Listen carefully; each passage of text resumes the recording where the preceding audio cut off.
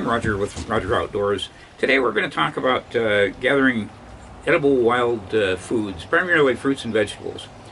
This is something I've done for 50, 60 years, and with my wife, Linda. She's a big garden person that knows her fruits or her plants very well.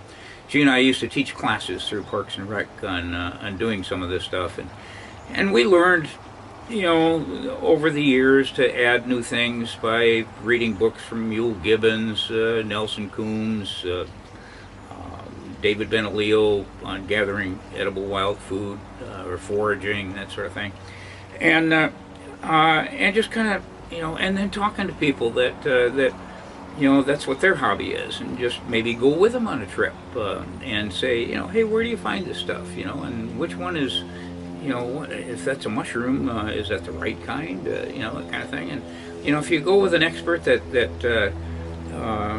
has done it before, tasted this stuff, you can feel fairly comfortable in doing that. One of the things that just to get started, what we did was in your own neighborhood, you take a look around, and a lot of times you'll see a tree that's just not being harvested, that maybe cherries are falling to the ground, or figs are falling to the ground, and or apples, or just whatever the fruit is, plums, and you say, geez, they look good, and we found that just by banging on the door and say, hey, I noticed that, the likelihood is the guy that owns the house now didn't plant the tree, and he basically could care less about that fruit anymore. And especially if we say, hey, if I pick a couple cherries and make you a cobbler, do you mind if I pick a bunch? And I don't think we've ever been turned down, to tell you the truth.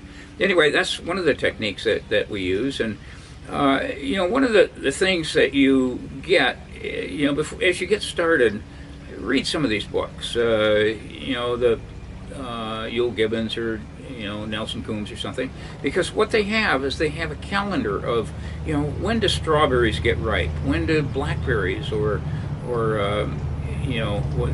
specific kinds, or blueberries, when should you go out there and harvest them. You can go out and harvest them in the wild, or sometimes it's go to a U-pick place and pick your goodies there, but at least you know when they're going to be ripe.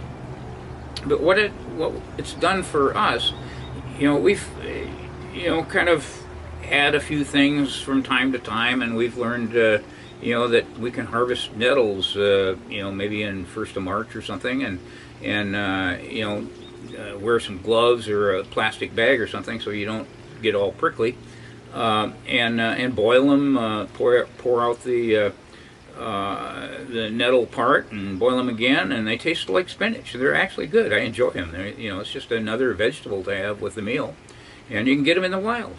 So being able to do some of this, knowing what's edible and what isn't edible, not only does it, if you ever get lost in the wild, what to eat and what not to eat, but more than that, it gives you something to do while you're out there. That's maybe your main thing is, I want to go for a hike, and then while you're out there, it's kind of like, well, let's take a camera along and take some pictures of birds or animals or wildflowers or something, and hey, there's a salmon berry over there. That looks pretty good. It's ripe. I think I'll taste it. Or a wild strawberry or something.